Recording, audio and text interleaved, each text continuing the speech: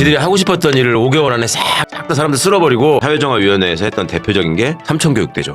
이게 지금도 있어요. 지금도 사람들이 몰라. 파사가 22살짜리가 50대 군수 뺨 때리면서, 그러니까 이 군인들 입장에서는 얼마나 그 시절이 그립겠습니까. 전두환이가 만든 민정당만 가지고 선거를 할 수 없잖아. 야당을 만들어 원사가. 지역 유지나 이런 정치 지망생 이런 사람들이 돈 싸들고 줄을 서는 거지 이제 군인들한테. 전두환이가 원하는 법을 신속하게 만들어서 통과시키는 게. 약간 무거운 주제를 가져왔는데 요즘의 젊은 세대는 잘 모르는. 저도 잘 모릅니다, 사실 이 내용. 네. 장인수 기자도 이름만 들어봤지 어떻게 흘러왔는지는 잘 모르겠다는 거죠. 네, 그러니까 12.12 뭐 이런 거는 좀 아는데 이름만 많이 들어봤고 도대체 그게 어떻게 돼서 어떻게 만들어져서 무슨 일이 있었고 뭐 거기서 뭐 얼마나 희생됐고 이런 디테일한 건 잘 몰라요. 저희보다 한 10년 선배이신 최강욱 의원한테 드려야겠다. 그 시절을 생생히 기억하는 제가 이걸 하자고 제안을 드렸고, 이유는 뭐냐면 계엄 상황이 있었는데 상대적으로 이제 우리가 빨리 국회가 이걸 끝냈잖아요. 네. 근데 예전에는 국회에서 계엄 해제 의결을 하는 제도 자체가 없었다고요. 그냥 저질러 놓고 이제 쿠데타 세력들이 계속 소위 말해서 정권을 탈취한 다음에 나라를 말아먹기 시작하는데, 계엄 상황이 벌어지면 무슨 일이 생기는가, 이것이 노상원 수첩이나 이런 걸 통해서 이제 수거, 무슨 사살 뭐 이런 것만 보셔서 흔히들 생각하실 때 좀 알려진 정치권 인사들이나 좀 시끄럽게 했던 사람들 위주로 그 끔찍하게 하려고 한 거 아니냐 이렇게 생각하시고, 내 일은 아니지만 그러면 안 되지 이렇게 생각하시는 분들이 많아요. 네. 그다음에 특히 이제 중하위직 공무원들은 아니 뭐 장관이 왜 국무회의 가가지고 그걸 막았어야지 저러고 온 거야. 말은 그렇게 해. 그리고 자기하고는 상관없는 일이라고 생각해. 나는 그냥 공무원이니까 난 그냥 있었던 거고 비상소집 한번 갔다가 뭐 가라고 그래서 집에 왔는데 뭐 이렇게만 생각하고, 계엄 이후에 어떤 일이 벌어지는지에 대한 인식이 너무 없다. 이거를 공직생활을 해보신 분들이 저한테 많은 분들이 조언을 해주시더라고요. 그 당시 어땠는지?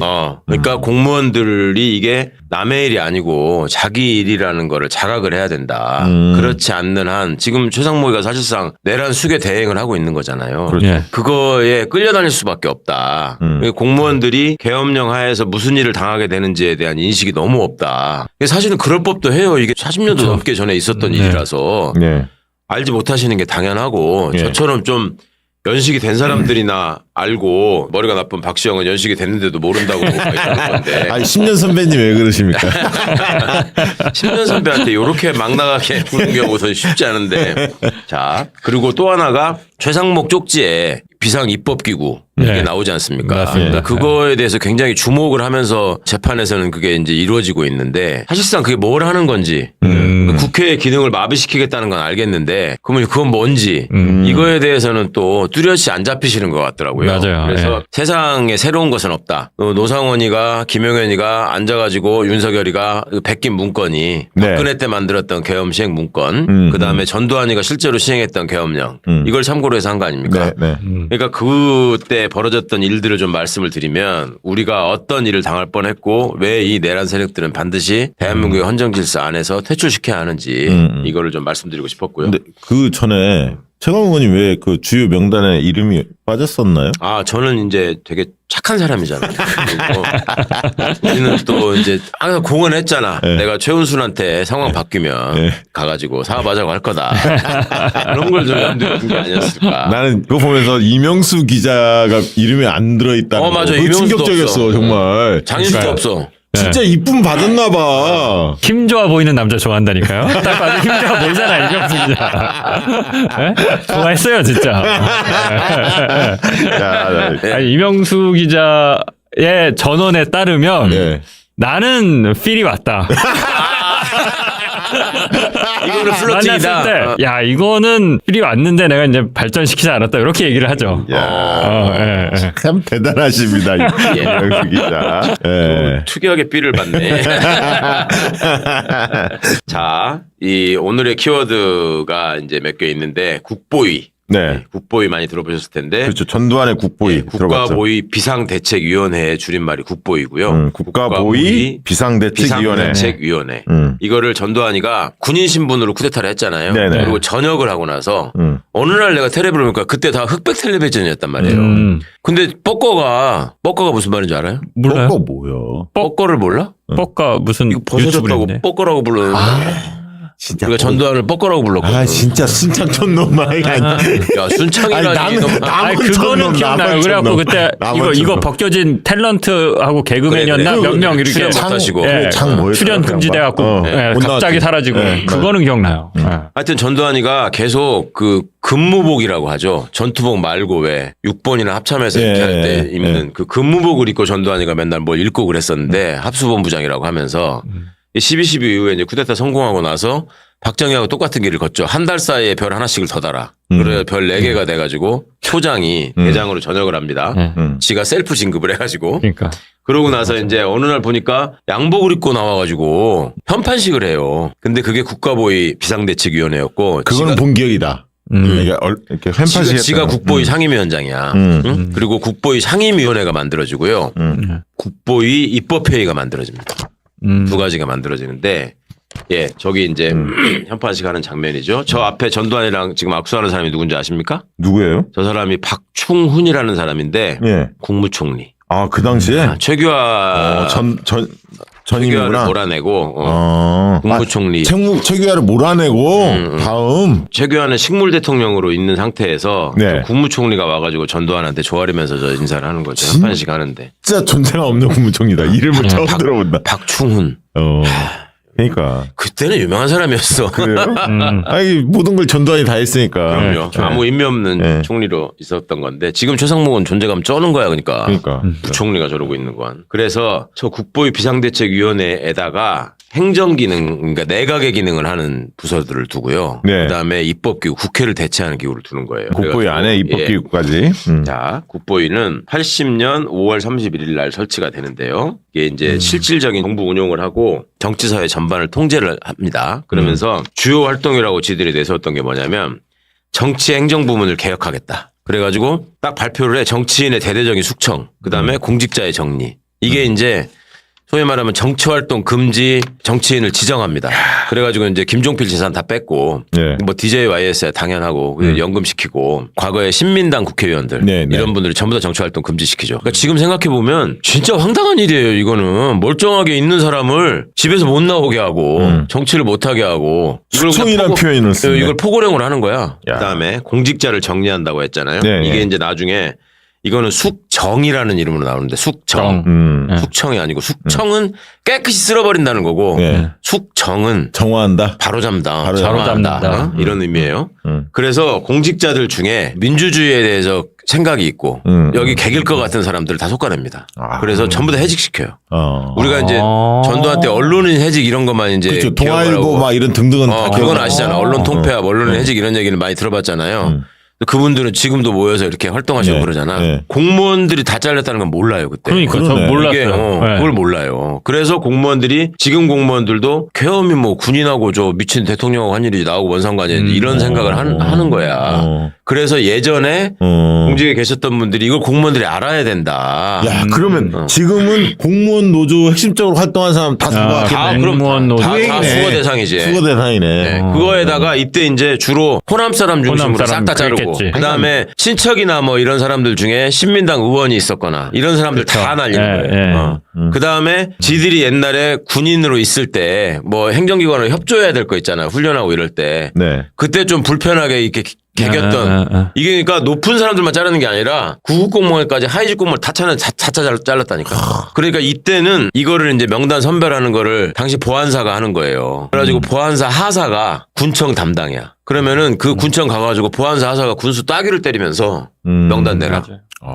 이게 각 지부별로 보안사가. 다 있으니까 보안사가. 그렇지. 그러니까 지역별로 이제 보안 부대가 있으니까 예. 걔네들이 이제 도, 시, 군 단위까지 다 이걸 해야 되니까 군 단위에는 하사가 가는 거예요. 그 유명한 일화들이 많아. 하사가 딱 가가지고 군수 딱 따귀 때려가지고 쫓아내고. 그러니까 진짜 군정이지 뭐. 이게. 군수 자리에 앉아가지고 지가 책상에다 발 딱 올려놓고. 우리 영화에서 많이 보던 장면이야. 그렇지. 하사는 어린애잖아 진짜. 그러던 시절이었다니까요 이게. 그때 그래 공무원들 중에 그런 것도 있었어. 민원인이 뭐 민원 이렇게 갖고 오잖아. 계기잖아.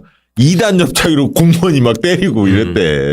그러니까 이런 이제 그렇게 돼서 공무원들이 이제 완전히 군인의 어떤 시중을 드는 이런 일이 이제 생기는 겁니다. 그리고 사회정화 운동이라는 거를 또 그때 선포를 해가 사회정화 운동은 좀 들어보셨을 것 이거는 같은데. 느낌이 확 오네요. 그래서 이제 청교육 때? 아니요. 삼천교육대가 그러니까 대표적인 거죠. 네. 그래서 이제 불량배를 정리한다. 뭐 그러니까. 유흥업소를 단속한다. 뭐 이런 건데 술은 지네가 모여서 제일 많이 먹으면서 서민들 가는 술집은 또 단속해가지고 문 닫게 하고. 그때 흔히 말하는 주먹개나 쓰는 친구들 있잖아요. 많이 잡혀갔어. 아니 이것도 박정희가 했던 거를 이제 모방해가지고 좀 업그레이드 시키는 거예요. 박정희가 그때 정치 깡패 뭐 잡는다 어쩌고 해가지고 맞아. 이정재랑 무슨 이마수랑 뭐 맞아요.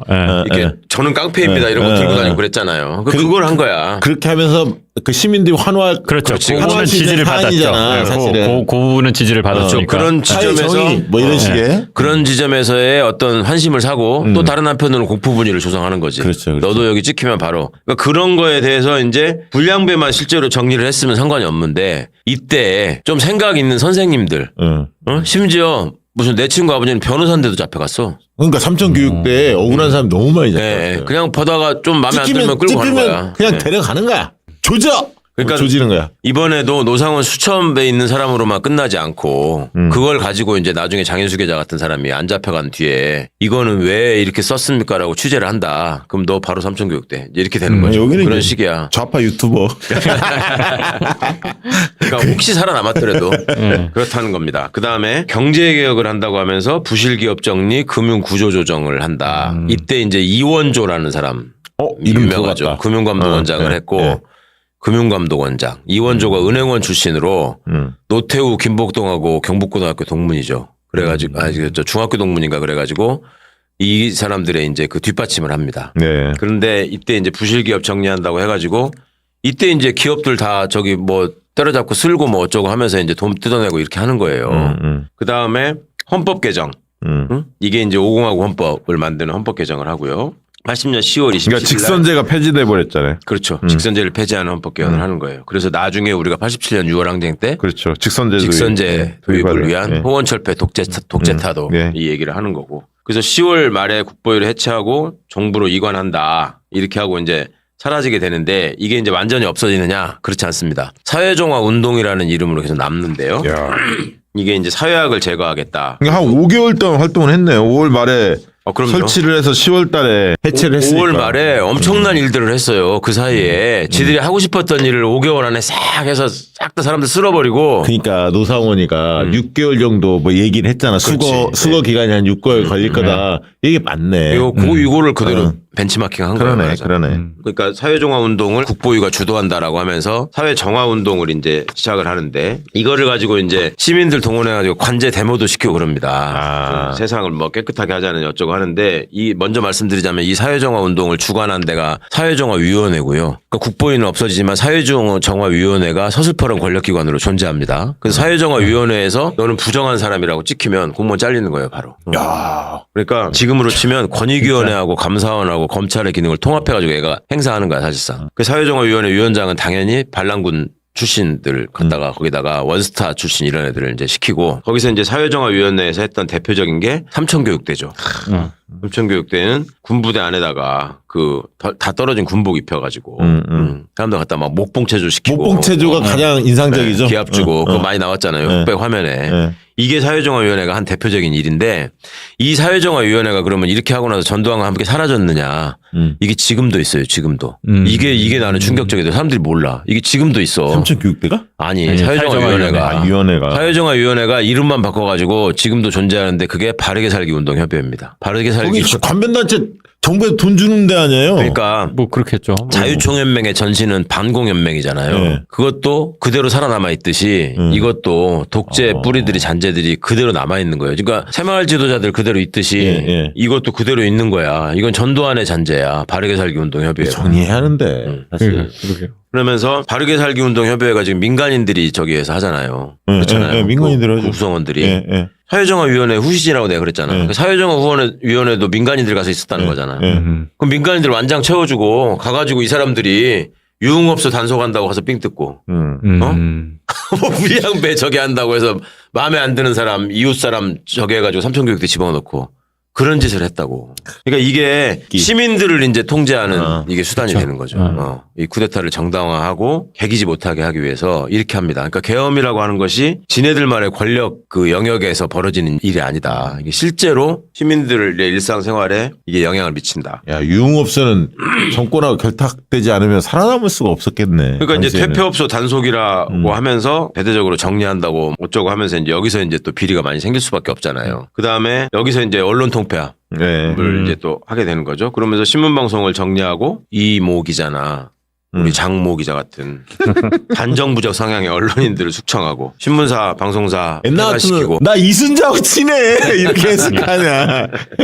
아니, 그러니까 아까 말씀하셨는데 이때도 다 사전 검열했잖아요. 이거 찍찍 굽고 막 빈칸으로 나가고 그랬잖아요. 근데 중위가 와서 다 이거 했다는 거 아니에요? 그럼요. 신문사가. 예. 중위가 와서. 중위가 중사 하나 데리고 와가지고 기사 날아가는 중위는 거고. 사장 담당, 중사는 주필 담당 해가지고 옆에다가 딱 끌어서 이게 목덜미 잡고 빨리 해. 아니 중이면 옛날 같으면 아니, 지금도 마찬가지. 소대장이 중이잖아. 아니 그거 육사 나오면 몇 년 있다 바로 2, 3년 있다 중이다로 그러니까. 소위부터 시작하면 새파랗게 젊은 놈이 아니, 와서 소위 달고 하는 거야. 1년 있으면 중요해요. 무슨 2, 3년이야.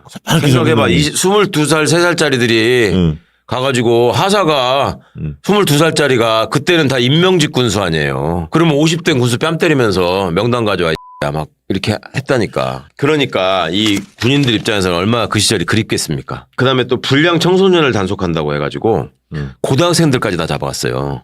그래서 나는 실제로 우리 반 애들이었던 애들이 여기 잡혀가고 그거 갔다 왔다 이런 소리를 들었단 말이에요. 저도 들었어.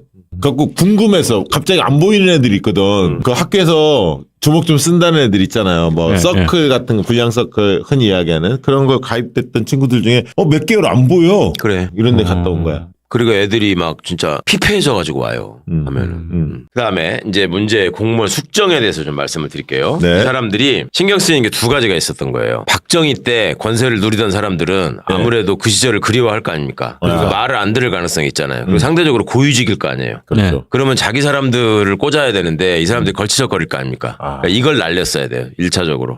그러겠네. 공간을 만들어야 되니까. 지네 똘마니들을 심어야 되니까. 그건 진짜 이거 상식적이네. 그렇죠. 박정희 때 잘 나간 사람들 고위직에 다 있을 테니까 그렇지. 자기 말을 들을 사람들이 이제 새롭게 그 키워내야 하는데 위를 쳐내야 밑에가 올라갈 거 아니야. 그렇지. 정권 바뀌면 수순이죠. 뭐. 네. 그런 뿐만 아니라 공무원들의 지지를 끌어내는 방법이기도 해요. 공무원들을 제일 좋아하는 게 승진이기 때문에. 고인물 치우는 것들. 그렇죠. 네. 이게 날려버리면 공무원들도 쉽게 장악할 수 있다. 네. 이런 거를 이제 윤석열이가 하는 거죠. 그 이번에도 네, 보면 너 뭐 시켜줄게. 진급시켜줄게. 그다음에 뭐 권한 줄게. 뭐 이렇게 하잖아요. 그 얘기 많이 했다며 그 대령들 벨 달아줄 별 때. 달아준다. 그걸로. 그러니까 이러면서 이제 부패한 공무원들을 정리하는 거다라고 하면은 국민들이 볼 때 이때만 해도 관이 우위에 있는 사회라 맨날 이렇게 뭐 받아먹고 이럴 때 아니에요. 네, 네. 그러니까 그런 거에 대한 반감이 있으니까 또 민심에 또 어필하는 기능도 있고 이런 식으로 이제 쓰는 거죠. 그러면서 지 새끼들 자리 만들어주고 말 안 들을 것 같은 사람들 잘라내고 그다음에 주로 호남 사람들을 숙청한 이유가 광주항쟁에 대한 그 피비린내가 있을 뿐만 아니라 호남 사람들이 내용을 다 알게 되면 언제 들고 일어날지 모른다. 이런 점들 때문에 굉장히 많은 사람들이 공직에서 쫓겨납니다. 지금 깜짝 놀란 게 80년 6월부터 5급 이상 공무원들 약 8,600명이 강제 해직 당했다는 8,600명. 생각해 보십시오. 5급, 5급 이상이면 사무관이니까 와. 높은 직급이잖아요. 이거 한 절반 쳐낸 거 그러니까 아니야? 비율로 봐도 이거 상당한데 그냥 옆자리에 있던 사람들 막 없어지고 그냥 이렇게 잘리고 엄청난 일이 있었는데 공무원들이 모른다는 게 내가 너무 황당해가지고 이걸 꼭 말씀드리고 싶었어요. 이 방송은 또 공무원 노조에서 바로 널리 공유하기 눌러줘야 공무원 노조에서 저를 불러주시면 제가 싸게. 그러니까 이런 황당한 끔찍한 일들이 벌어지는데 그러니까 전교조 선생님들만 하더라도 그때만 해도 민주화가 어느 정도 진행된 이후에 전교조 사태가 89년부터 생기잖아요. 그렇죠. 89년. 그러니까 이거를 연대에서 도와주는 세력도 있었고 전교조 해직교사에 대해서는 우리가 선명하게 기억하잖아요. 이분은 참교육. 전교조. 고초를 또 오랫동안 겪으신 것도 알고 때마다 해직교사 복직 문제가 이슈가 되고 그쵸, 했었잖아요. 네. 근데 이거는 이 사람들을 이렇게 해서 잘라버리고 그것도 부패 공무원에 딱지를 붙여가지고 삼초교육대 보내가지고 목봉체조 시키는 거야. 완전히 무슨 어디 가서 말도 못하는 거예요. 그러니까 지금도 이게 사람들의 기억에 안 남아 있는 거야. 그러네. 이렇게 황당한 일이 벌어졌는데. 그래서 노조가 필요한 거예요. 진짜 노조가 필요한 그래서 공무원분들이 그냥 상급자의 명령에 따르는 것이 능사가 아니다. 이런 상황이 생기면 본인들이 1번으로 당한다. 이 점을 계엄과 관련해서도 꼭 좀 인식하셨으면. 그러면 이제 무력을 갖고 있는 데가 지들 하던 식으로 또 쿠데타를 하면 안 되니까. 이제 경찰, 검찰, 군 이런 데다가 지사람을 심어야 될 거 아닙니까? 네네. 그러니까 거기서도 이제 대거 막 날리고 한단 말이죠. 그리고 쿠데타에 협조 안 했던 사람들도 곤란해가지고 다 해야 되고 이제 이런 일들을 벌입니다. 그리고 이 문제를 이제 가지고 영화를 만든다거나 보도를 하면 또 사람들의 감성을 자극하게 되니까 언론인, 문화예술계 인사들을 또 날려야 되는 거죠. 이게 이제 그 뒤에 이어서 이명박 박근혜가 하는 게 이제 블랙리스트로 그렇죠. 이어지는 거죠. 네. 똑같은 짓거리를 하고 있는 거예요. 그리고 이제 정치인들이야 뭐 당연히 감옥에 보내고 뭐 김대중 대통령 사형 선고도 하고 막 그러잖아요. 그리고 정치 풍토 쇄신 조치라는 걸 발표합니다. 80년 10월 달에. 무슨 법을 만든 것도 아니고 그냥 조치잖아. 쇄신 조치. 조치라고 발표를 해서 정치인들은 앞으로 정치 활동을 금지한다. 이렇게 명단을 쫙 발표를 해요. 그냥 조치야 조치. 아, 이런 사람들은 정치하지 마라. 네, 그러니까 이 명단을 내놔요. 이거는 정치 활동 규제자 해가지고. 그러면 우리 같으면 이제 그런 거네. 좌파 유튜브 다 가둬놓고 출연만 몇 번 했던 애들 있잖아. 사람들 있잖아. 패널로 나오셨던 분들. 이런 사람들은 이제 앞으로. 조치야, 조치. 네, 방송할 너 금지 조치. 유튜브 나가지 마. 그래가지고 이때 이제 그러면 거의 옛날에 그 야당에서 민주화 운동을 하면서 싸웠던 사람들은 반유신독재 투쟁했던 사람들은 저기로 다 규제됐을 거 아닙니까? 그러니까 출마를 못하게 만들어 놓고 11대 총선을 치르는 거예요. 근데 민정당, 전두환이가 만든 민주정의당, 민정당만 가지고 선거를 할 수 없잖아. 야당이 필요하잖아. 그러니까 야당을 만들어, 보안사가. 그게 이제 민주한국당, 민한당. 그다음에 한국국민당이라는 데가 있었고 또 사회당도 만들어요. 그러니까 이제 메뉴를 다양하게 그럴싸하게 만들기 위해서 그 보안사 주지 상사들이 가가지고 정당을 만든다니까. 근데 민주한국당은 민한당이라는 데는 저기 이제 옛날 신민당의 그 사쿠라라고 지목됐던 그 부시래기들. 그러니까 김영삼, 김대중이 반독재 투쟁을 할 때 이철승? 그때 이제 중도 통합론. 이철승 뭐 이런. 그런 부류들 있잖아. 우리 초등학교 선배야. 계속 나왔던 사람들. 그러니까 이제 그런 지금 말하자면 이제 중도로 가는 게 중요하다. 뭐 이런 얘기를 하는 사람들이 그때 투쟁이 능사가 아니다. 뭐 이런 사람들이 있었단 말이에요. 그때도. 그런 사람들은 규제를 안 하고 그런 사람들을 위한 야당을 만들어줍니다. 그게 민주한국당이에요. 그래서 민주한국당으로 당선되는 사람들은 이제 이때는 이제 중선거구제라 민정당 하나, 민한당 하나 이런 식으로 당선되게 하는 건데 민한당 총재가 유치송이라는 사람이었고. 이름 들어봤어요. 유치송 총재. 예. 그리고 주로 이제 야당 국회의원들의 보좌관하고 이랬던 사람들이 이제 대거 이때 이제 출마할 기회를 잡죠. 그래가지고 뭐 우리 저 전주 안주 같으면 김태식이라는 사람이 있었잖아. 알죠. 그 이철승 보좌관이었거든. 그러니까 이철승은 나름 대표도 하고 그랬으니까 규제 대상자고. 그러니까 이철승이 못 나오니까 그 보좌관 김태식이 나온 거야. 이철승 씨가 축구 골키퍼 출신이었어요. 제가 이제 어렸을 때 초등학교 때 축구 선수였거든. 뭐 라면 막 몇 박스씩 들고 와서 주고 그래서 그때는 좋은 사람인 줄 알았어. 그때도 그렇죠. 좋은 선배인 줄 알았어. 먹을 거 사주면 좋은 사람이죠. 자, 그때. 그래서 이렇게 하니까 이제 정적을 제거하고 확실하게 독재 체제를 구축하게 되는 거죠. 사회정화위원회를 통해서. 그러면 당연히 뭐 인권유린이야 뭐 말할 것도 없고 그다음에 정치적 자유, 표현의 자유 이걸 이제 완전히 위축시키는 거고 반대 세력이 없는 거잖아요. 그다음에 야당까지 만들어 버렸으니까. 그리고 이제 참 아까 한국국민당이라는 게 있었는데 그거는 이제 공화당 찌끄러기들. 김종필. 그래서 그게 이제 한국국민당이었고 민권당이라는 게 또 있었는데 그거는 또 미니 야당으로 또 있었고 한국사회당이라고 해가지고 김한길이나 아버지 김철. 김철이랑 같이 활동했던 뭐라고 있었는데 그 양반을 당수로 해 고영훈 그런 사람이 당수로 해가지고 이렇게 진보정당까지 지네가 만든다니까. 그러다 그러면 신민당이 85년. 그러니까 신민당은 그 민한당이 워낙 이제 사쿠라 정당으로서 관제 야당으로서 의미 있는 야당 활동을 못하니까 국민들이 이제 들고 일어나게 되는 게 85년 2.12 총선에서 그게 이제 12대 총선인데 인천 거기서 이제 김대중 대통령이 귀국을 하고 YSDJ가 이제 돌풍을 일으키죠. 배후에서 이제 민추협 중심으로 정당을 만든 게 그 신민당이지. 신민당 돌풍 이렇게 신한민주당. 그래가지고 돌풍을 일으켜서 민한당이 뭐 완전 몰락을 합니다. 정의당 없어지듯이. 그냥 그렇게 몰락을 해버리는 그런 일들이 생기는데 정의당이라보다는 저거구나. 열린 우리당 만들어지고 앞에 뭐였어? 새정치국민회의였나? 하잖아요. 새천년민주당. 새천년민주당. 그때 왜 노무현 탄핵 세력들이 새천년민주당 남아있다가 몰락하잖아요. 총선에. 그런 시기였어요. 이게 이때가. 그런 거고 이때가 이제 50의 출발이니까 이제 사회정화위원회를 통해서 딱 이렇게 세팅이 되는 거죠. 그래서 이게 결국은 두고두고 국민적 반감을 사가지고 87년 6월 행정으로 이렇게 없어지게 되는데 없어지고 난 뒤에도 완전히 사라지지 않고 지금 바르게 살기 운동에 배가 돼 있다. 예. 바르게 살기 뿌리가 이 말씀을 그거구나. 드리는 거고요. 그 다음에 비상입법기구라에 대해서 국보위 입법회의라는 게 있었다고 아까 말씀드렸잖아요. 예. 국가보위 비상입법회의가 풀네임입니다. 국가보위 비상입법회의. 이게 그러면 국회 기능을 하는 거죠, 이게. 그렇죠. 그러니까 이제 국회를 해산시켜 버렸으니까 국회가 없잖아요. 그때. 그러니까 이 군부가 뭔가 지네들이 하고 싶은 일을 할 때 뭐 언론인 해직도 해야 되고 뭐 삼천교육대도 만들어서 사람들 보내야 되고 하려면 그 법적 근거를 만들어야 되니까 이 국보위 입법기구를 이 국보위 입법회의를 통해 가지고 네. 여기서 이제 그걸 다 통과를 시키는 거예요. 아. 그리고 이 입법회의에 의원으로 입법위원으로 있는 사람도 있을 거 아니에요. 네. 이 사람들이 다 민정당의 이제 주력이 되는 거고. 근데 이름이 나는 그러니까 국가보위 비상입법회 이걸 듣잖아요. 북한 냄새가 좀 나는 거야. 왜 그런가 봤더니 보위부 있잖아요. 저쪽에 보위부. 네. 비슷해. 그래서 국보위가 이미 행정사법 입법 기능을 초월한 초법적 기구였잖아. 그러니까 근데 거기다가 입법회의를 만들어서 국회 기능 정지시키고 국회가 없어도 입법을 할 수 있다. 이걸로 보여주는 거죠. 이거를 벤치마킹해서 이번에 윤석열, 김용현, 최상목이가 문서. 네. 한 그 장짜리 독재에 문서. 실은 겁니다. 네. 한 장짜리 문서에. 사실상 이제 군부 독재를 위해서 뼈대를 만들어주는 입법기관 역할을 하는 거죠. 근데 이거는 한 6개월, 5개월 정도 활동을 하다가 해산이 되는데 그거는 이제 선거 직전에 해산을 하는 거고 여기에 또 들어가려고 이제 온갖 사람들이 또 지역 유지나 이런 정치 지망생 이런 사람들이 돈 싸들고 줄을 서는 거지 이제 군인들한테. 이게 사실상 국회의원이니까 그러겠네. 이걸 하면은. 그래서 이게 이제 거수기 역할을 한 건데 이게 이제 가장 중요한 게 전두환이가 원하는 법을 신속하게 만들어서 통과시키는 게 여기서 해야 될 일이었죠. 그러니까 헌법을 개정하고 대통령 직선제를 폐지하는 걸로 헌법을 개정하고 정당 및 사회단체 정비 특별조치법. 정당 및 사회단체 정비 특별조치법이야. 그러니까 이거에 의해서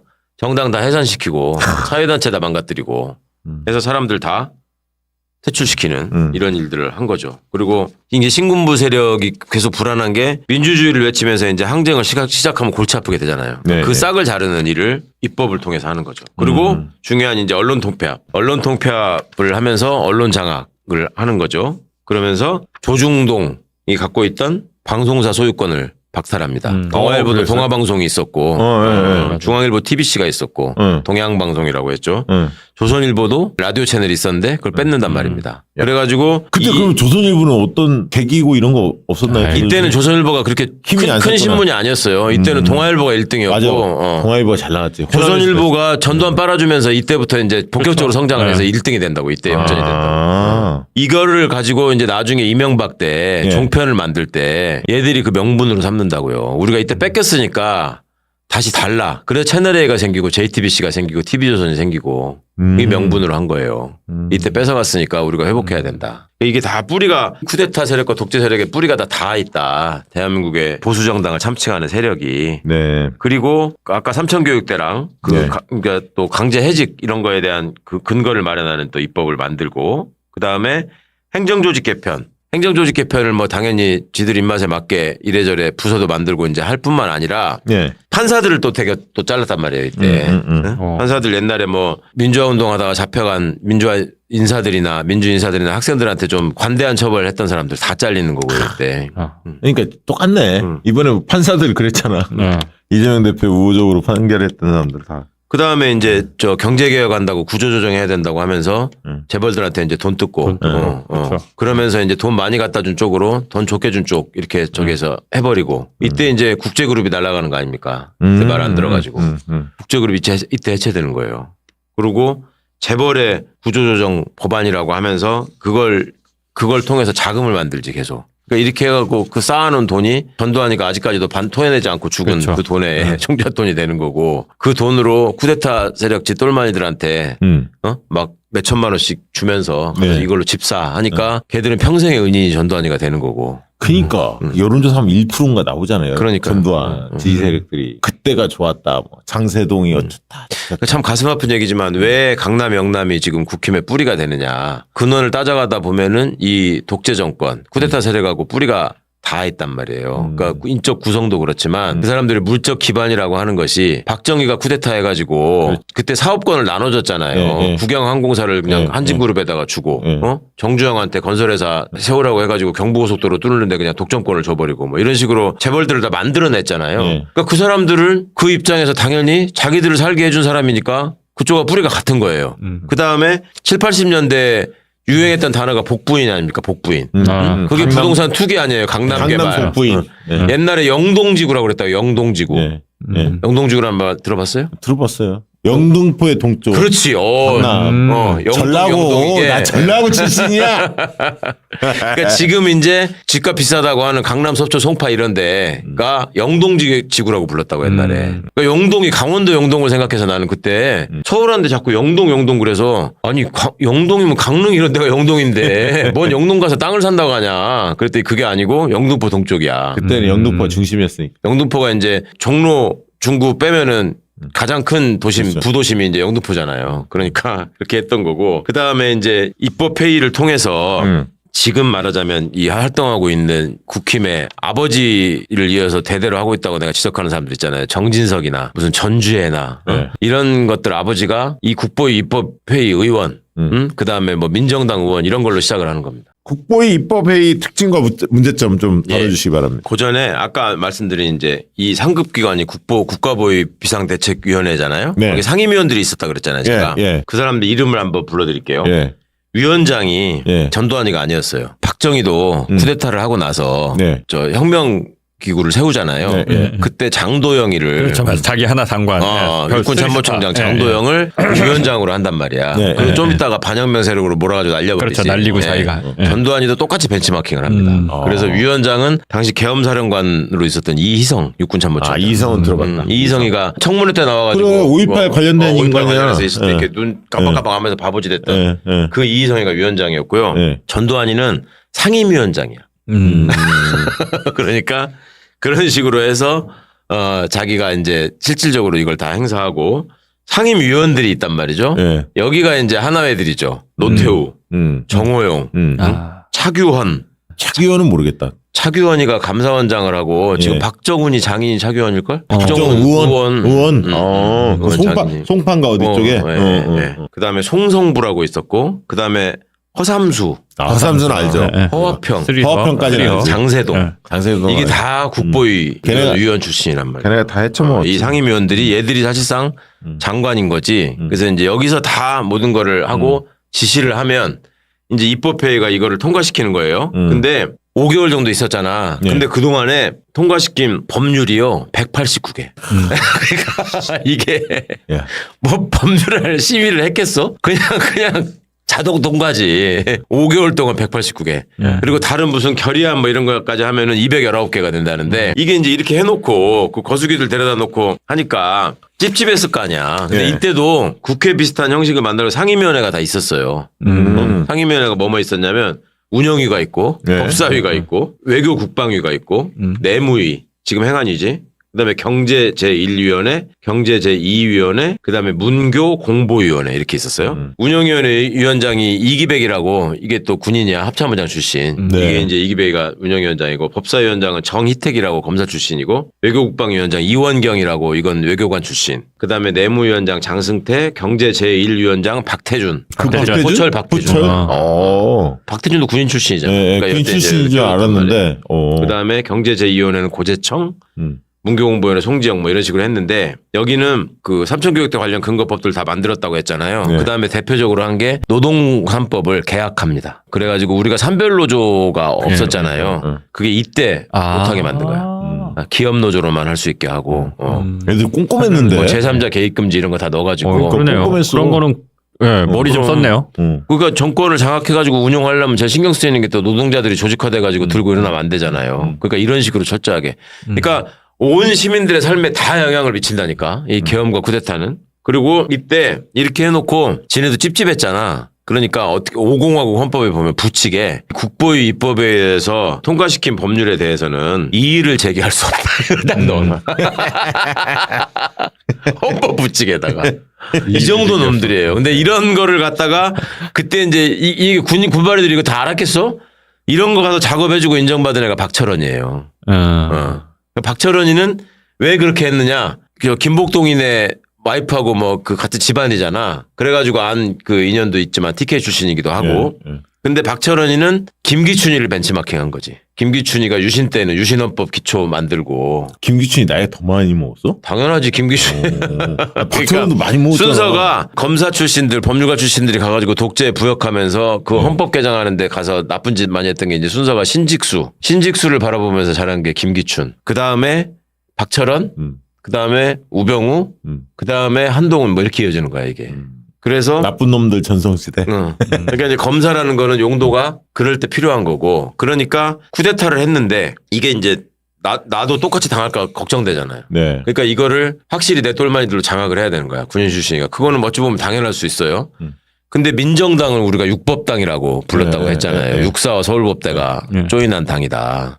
근데 왜 서울대 법대일까? 사실 무력을 장악했으면 돈을 장악하는 게 더 필요할 수도 있잖아. 그러면 서울대 상대가 될 수도 있는데 왜 법대일까? 이게 중요해요. 이게 굉장히 지금도 많이 흔적이 남아있는 게 옛날에는 육사가 쿠데타를 하고 법도리들이 가서 이걸 시스템을 그쵸. 받쳐주는 똘마니 역할을 했다고 지금 설명을 드린 거 아니에요. 이번에는 법대 나온 놈이 쿠데타를 하고 이 육사 나온 애들이 밑에 저거를 하잖아. 요것만 바뀐 거예요. 근데 주체는 똑같아. 이것들의 뿌리가 어디 있느냐. 이게 박정희 때부터 군인들을 동원해가지고 무력은 장악했는데 그러면 눈에 보이지 않는 힘이 또 있잖아요. 그게 이제 법에 규정되어 있는 합법적 폭력이잖아. 그걸 관장하는 기관으로서 검찰이 필요한 거고. 그래서 거기에다가 똘마니를 갖다 심어야 되는데 아까 제가 신직수부터 시작된다고 했잖아요. 신직수가 누구냐면 홍석현 장인이야. 홍석현 와이프가 신직수 딸이야. 근데 신직수는 박정희가 사단장을 할 때 사단장이 박정희, 참모장이 김재규, 법무참모가 신직수야. 그래가지고 신직수를 36살 때 검찰총장을 시킵니다.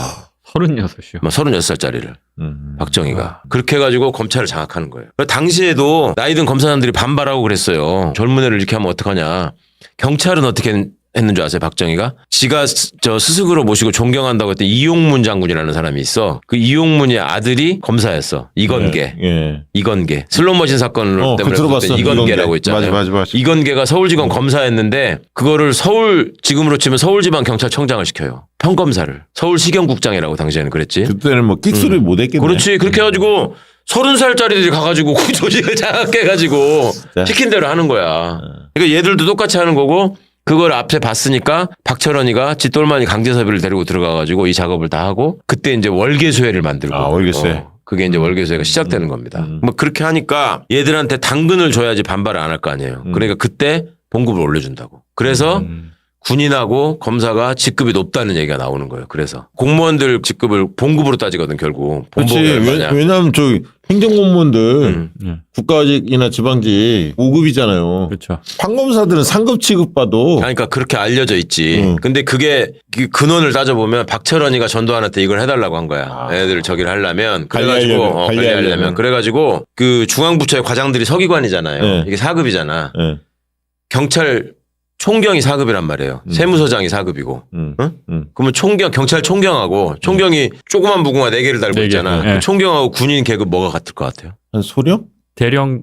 모양상으로는 대령이 돼야지 같을 것 같지 않아? 이게 다 차야 되니까. 그렇죠. 이거 넘어가면 경무관부터는 이제 큰 무궁화로 별이 되잖아. 그리고 실제로 국방부의 과장들이 대령이란 말이에요. 근데 봉급으로 치면 소령하고 같아, 총경이, 직급이. 그리고 검사들을, 그러니까 두 칸을 올려준 거잖아요. 그러니까 총경을 소령하고 맞춰버리니까 검사도 5급을 3급으로 쳐준다 이런 식으로 하는 거야. 내 친구 대령으로 이게 시작이었다고. 받았겠네. 돈 많이 받지. 그러니까 국방부는 중앙행정부처인데 검찰청은 법무부의 외청이잖아요. 근데 법무부의 주요 간부를 이 하급기관에 있는 청의 검사들이 와서 다 장악하고 있잖아. 그렇죠. 군도 국방부 산하기관이잖아. 근데 여기서 국방부를 장악하고 있잖아요. 이게 두 군데만 그래. 국방부하고 법무부만. 생각을 해보세요. 기상청 간부들이 가서 환경부 장악하겠어? 소방청 간부들이 행안부 장악하겠어? 말도 안 되는 소리 아니에요. 근데 여기만 이렇게 한다고. 청 중에 그렇게 힘이 세다? 그러니까 이럴 때 이 독재를 떠받치는 기구로서의 이게 필요하니까 청이 불을 먹는 식으로 했단 말이에요. 문민 통제를 벗어나서 직할을 하는 거지. 예. 그렇게 하면서 당근으로 직급을 높여주는 식으로 던져주고 그러니까 이것들이 기고만장해가지고 껐덕거리고 있었고 이때 80년대만 해도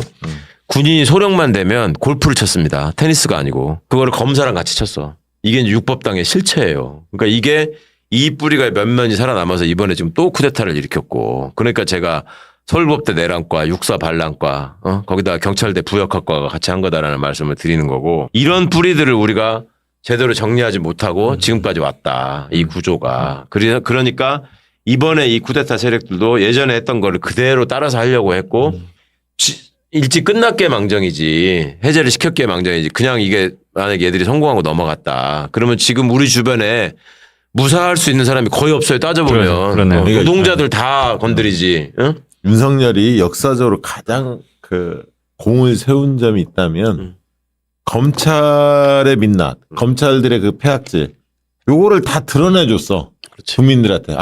네. 검찰 권력이 어떤 거고 검찰 생리가 어떤 거고 저놈들이 어떻게 검찰 권력이 농간을 부리는지를 알게 해줬어 사실. 얼마나 나쁜 짓을 더 할 수 있는지 진짜. 알게 해줬죠. 네, 아울러 이제 서울대 법대가 얼마나 그렇죠. 얼마나 어접한지. 서울이고 껍데기에 불과한 건지 그 타이틀이란 게. 아니, 멀리서 보지 마세요. 왼쪽에 있어. 오늘 어디선가 내가 서울대 법대 출신. 기사 제목에서 봤는데 세계적으로 쿠데타를 7번 시도한 학교가 유일하게 대한민국에 있다더만. 이것도 찜 문제고.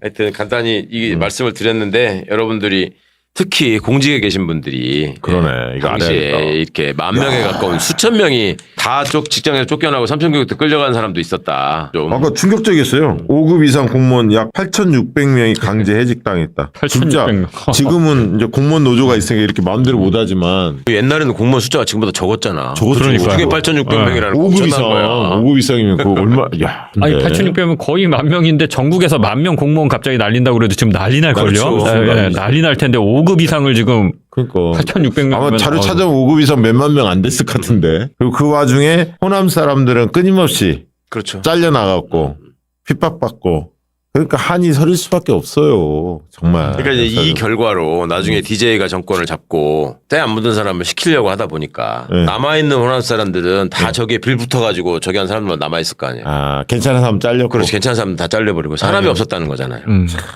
자, 끝으로 한 말씀씩 듣고 이제 마무리 해야겠다. 오늘 들어보니까 어떠세요? 진짜 공감되는 게 네. 사람들이 이게 하룻밤 사이에 후다닥 하고 끝났잖아요. 일찍 잤다가 늦게 일어나신 분들은 밤새 뭐 있었어? 이랬던 거니까 그냥 뭐 별거 아닌 거 아니야? 그냥 혼자 생쇼 하다가 그냥 뭐 그런 거 아니야? 이렇게 생각하시는 분들이 실제로 주변에 있더라고요. 그 너무 저렇게 뭐 의미부여서 떠드는 거 아니야? 뭐 이렇게. 근데 이거 진짜 성공했으면 어떤 일이 벌어졌을지 이 문구나 했던 것들을 보면 이번 12.3 비상계엄 원형 다 담겨 있어요. 그렇죠. 1번 모든 정치활동 금지한다부터 시작해서 그렇죠. 그냥 한 게 아니라 열심히 옛날 거 공부하고 베꼈구나라는 것도 한 번 더 확실하게 알 수 있었습니다. 그 요즘에 그 단전 이야기 나왔다가 국회 단전된 거 네. 드러났잖아요. 그렇죠. 네. 끔찍한 거죠, 사실. 만약에 국회가 해제하는 시간이 조금만 늦었으면 그럼요. 아비규환 상태에 놓여 있었을 거예요. 네. 우리 최강호님 잘 준비해 주시고 끝으로 한 말씀 해주시죠. 이때의 이 기억을 절대로 잊어버리면 안 된다고 하는 것이 이게 정치군인들에 의한 반란, 내란으로 이런 일들이 벌어졌지만 이걸 회복하는데 우리가 얼마나 많은 사람들이 희생을 하고 얼마나 많은 시간이 걸렸습니까? 수십 년이 지난 지금도 제가 여전히 지금 이 잔재가 남아있다라고 말씀을 드렸는데 우리가 하여튼 이런 점들 정말 우리 그때 뇌의 취지에 맞게 좀 확실하게 기억에 새기셔서 절대 앞으로 대한민국에 이런 일이 없도록 확실히 이번에 뿌리를 뽑아야 된다. 이 말씀 다시 한번 드리겠습니다. 네, 고맙습니다. 오늘 정치비와 그땐 왜는 이것으로 마치도록 하겠습니다. 고맙습니다. 감사합니다.